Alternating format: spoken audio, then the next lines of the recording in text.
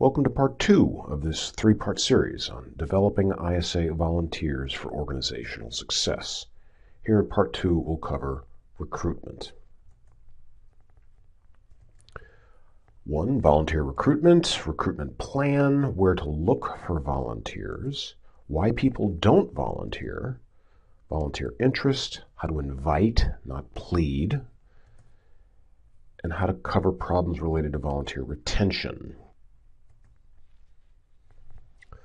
Recruiting success is highly dependent on attitude. Recruiting is not hard. People will come forward and offer their help if you ask them properly. And if you're constantly recruiting new people because current volunteers are leaving, then stop recruiting until you've analyzed why retention is a problem. We'll cover that toward the end. First off, is there meaningful work to do? It's not how many people you have or how large your board is. It's does the work actually get done? And recruiting is like sowing seeds. There will be dry spells. And recruitment is actually the third step. So what are the first 2 steps? First is why you want volunteers is not really a stupid question. And it's not self-evident. An organization that has not articulated why it wants volunteers in the first place may find recruiting difficult. And lack of money is the worst reason to use volunteers. And 2, it's important to design assignments that accomplish real work, assignments that are attractive to prospective volunteers. Once you cover those issues, then you can recruit. So having a recruitment plan, there's 4 steps to develop and how to implement your plan. First off, you need to brainstorm, perhaps with others, sources of people that have the right qualifications for each single position that you're looking for. You do one position at a time, and keep in mind that it might be non-members as well as members. For each of those sources, select the most appropriate means of communicating to those people, then do it, and you do need to have a welcoming system. That can include interviewing, screening, training, and putting them to work. So never, and I'll repeat this, never conduct an industry or community-wide cast the net overall general, quote, we need volunteers, unquote, or we need help sort of campaign. And that is just so common, and I see everyone doing that. It doesn't work. Instead, you need to do a series of mini campaigns, and you need to focus on each volunteer assignment or whatever special needs you may have. The more you focus, the greater your chance of success. So where to look for volunteers? Well, the rule is there are no rules. It could be members, it could be non-members that you might be able to bring into the fold if they have the right background and qualifications. They may know what you do, but they may not realize that they could be involved, or even that you're using or looking for volunteers. You can contact people many different ways. Newsletters are very general. Emails, maybe. Telephone, okay. Face-to-face is best. Asking people face-to-face, we'll cover this, is best. And general public speaking, where you're talking about a general subject, and you can say, oh, by the way, we happen to use volunteers. It's best to focus on one position at a time. And try and avoid the word volunteer. In general, it often will interfere with getting your message across. Instead, you can use phrases like get involved or become part of, or what I've always done, I've got an opportunity for you. And you need to be upbeat. No one wants to jump in to save what might be perceived as a sinking ship. We need help. Well, of course you need help. Everybody needs help. So stress what the volunteer will get as well as what you want them to give. Here's an example of Kids at Work Day, recruiting the young. I think it might be hard to recruit him to be a pilot or a flight attendant. What skeletons might you or your group have in your closet? Keep in mind that publicity is not recruitment. So they may not feel like they were asked. They didn't realize they were candidates. Publicizing your needs in a newsletter may inform people of your needs, but people may not realize that they themselves are candidates. That may sound strange, but it's true. They're not necessarily saying no, they just didn't know that you wanted them to say yes. And if they're saying no, you may have a problem to fix. So if people don't want to join your effort, they may be telling you something about your organization. So you need to fix the problem, and recruitment may take care of itself. Does your budget reflect your commitment? And finally, did you actually ask them to volunteer or join? The reasons why people remain on the job are often quite different from what grabbed them in the first place.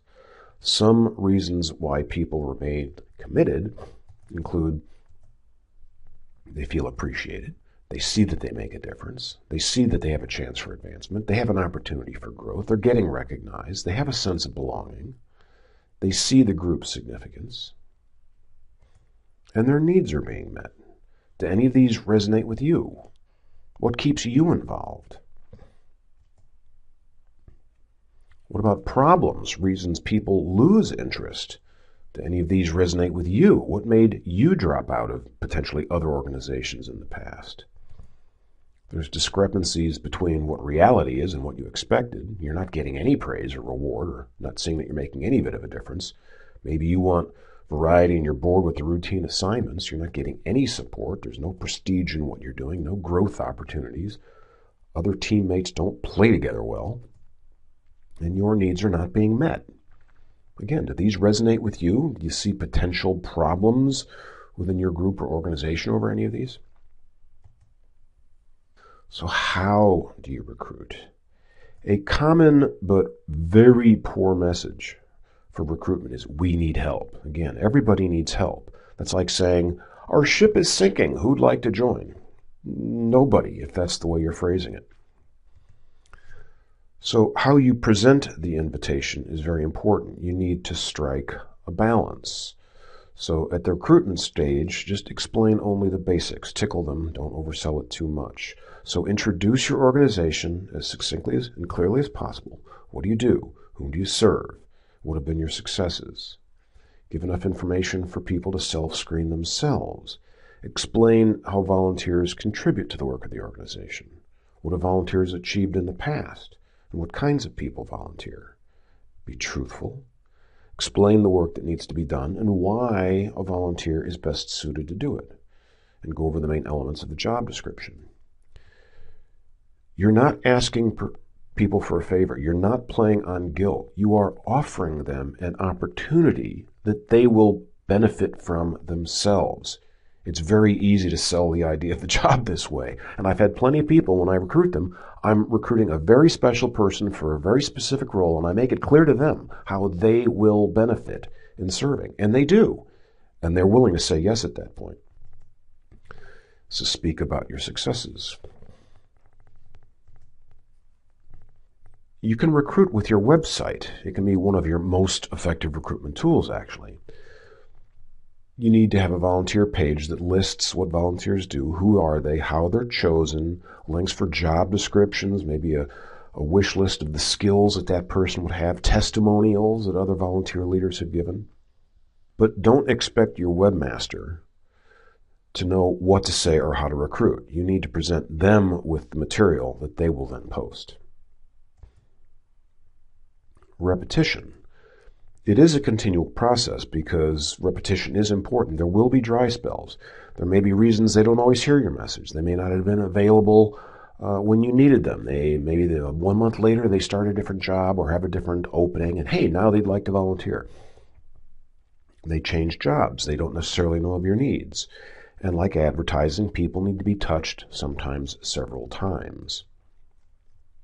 Don't worry about the exact technique. Everyone has a slightly different technique. Everyone does things differently.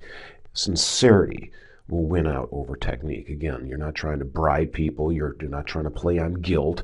You're not trying to hide information and sweep things under the carpet. Be honest and be open. Be sincere. Retention occurs when all of the pieces are in place. It's the result of having meaningful work done by the right volunteer in a welcoming environment.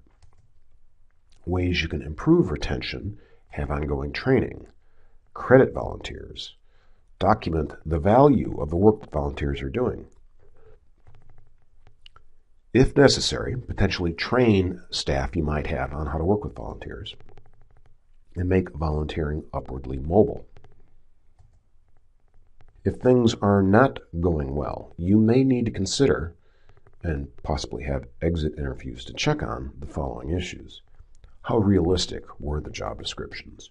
What were the working conditions actually like? Was the value of work meaningful?